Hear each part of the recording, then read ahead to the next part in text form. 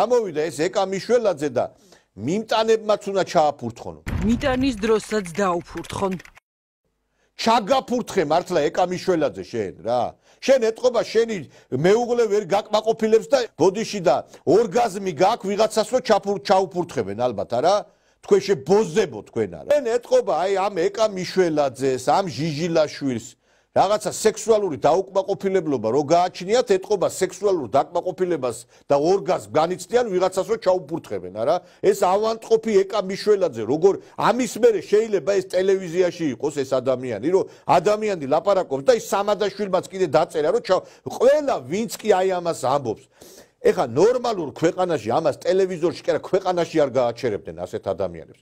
ესეთი რამე არსად არ მომხდარა და ესენი არიან ფაშისტები სხვათა შორის. აი სააკაშვილი ციხეებში რასაც აკეთებდა სხვათა შორის ერთ-ერთი მეთოდი რითაც სააკაშვილი ამცირებდა პატიმრებს იყო რომ საჭმელში აი დაჭერილ ადამიანებს უფურთხებდა გესმით? და ესენიც იმის მიმდევრები არიან ეს სააკაშვილის პირადი ბოზები.